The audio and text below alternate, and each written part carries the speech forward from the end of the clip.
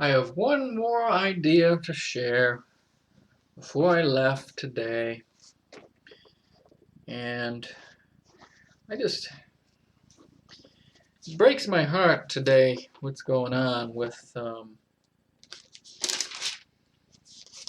current events. Um,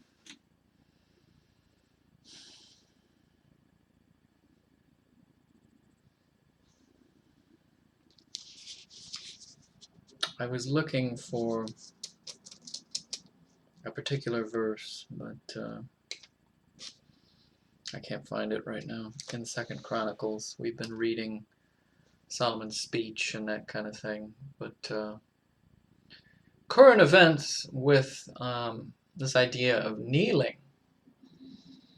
There's a video on the internet with a beautiful lady.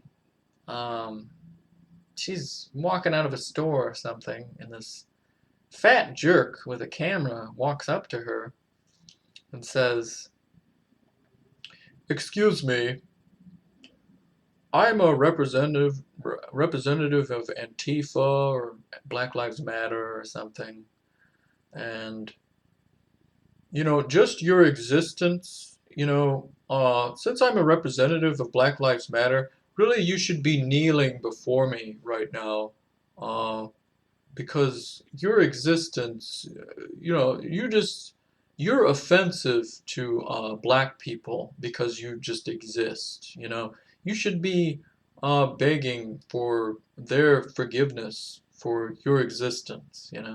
And she diligently and willingly did that, and she knelt before this fat moron with the camera.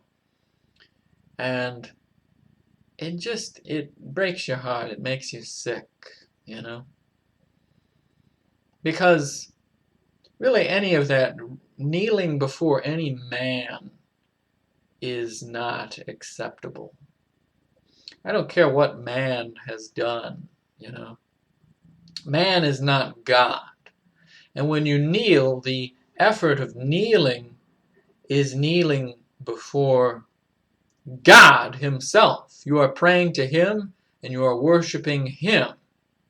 How can you kneel before any man, Now you're saying that that person is better than you or something? I don't know. I don't know what you mean by that. I know it's done out of pity. It's done out of Democrat liberalism, and you think you're helping their cause by perpetuating this,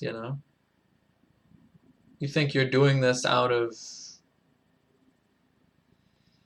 I don't know what it is, because really it's you that have caused them to be destroyed. It's actually Satan that has destroyed black lives. What about black babies? Look at that.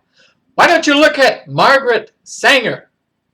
My coworker was talking about that the other day. That's the branch in this area. Did you know that? Toledo, Ohio. We have Sanger Branch Library, named after Margaret Sanger. You look at some of the things that she actually said. Her intention with creating, I think she was the creator of a lot of these abortion clinics. You know what she wanted to do? She wanted to kill black babies. She wanted to kill the infirm, the mentally and physically handicapped. She wanted to eliminate all of her undesirables, basically. People she didn't want, just wanted, I don't know, was she a white supremacist? I think she was some kind of Nazi or something. But that's what our library is named after. And nobody recognizes who that woman was, and they don't look at the actual historical quotes and what she actually represented. And now, look at the data. Look at the facts. Look at what's happened. How many aborted black babies are there? Nobody cares about that. That whole generation getting wiped out. African Americans don't even take up, it's a big percentage in this country, but then you look at the percentage of abortions, and it's an astronomical number. A lot of those abortions are black babies. You look at those facts and you don't pursue that, or you don't look at those facts and you don't pursue that. Instead, you point to the white lady, this fat white guy with a camera, points at her, has her kneel to the ground and in worship to, what are you worshiping? What are you doing with that? You know? Why don't you actually kneel to God and ask God for mercy for the millions and millions and millions of black babies that you've executed? Why don't you kneel before God with that? Instead, they kneel for this representation of bullshit, basically. It makes me sick. And so we can go to the nth degree and think about cartoonish representation, which would be the line, kneel before Zod, which is Superman 2 reference, the Christopher Reeve Superman. In that, there's a famous line that the main villain of the movie says to the President of the United States himself, kneel before Zod. That's the enemy. That's this bad guy's name is Zod, General Zod. And I feel like that's what we're doing. We're kneeling before Zod. We're kneeling before a system that is ruthless, dictatorial, and wrong. It's evil. Do you kneel before Zod, or do you kneel before God?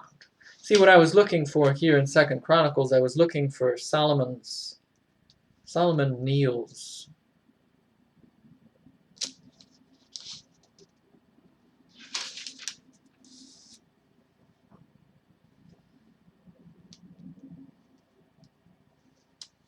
Ah, there it is.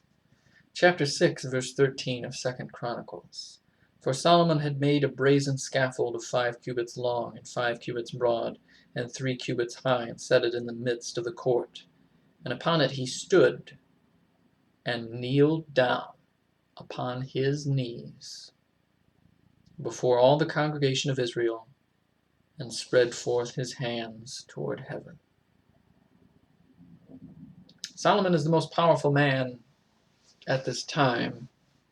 This is the height of Israel's power, and he's the most powerful man in potentially the world. I don't know about other nations at that time, but and here he is, kneeling before God in front of this congregation.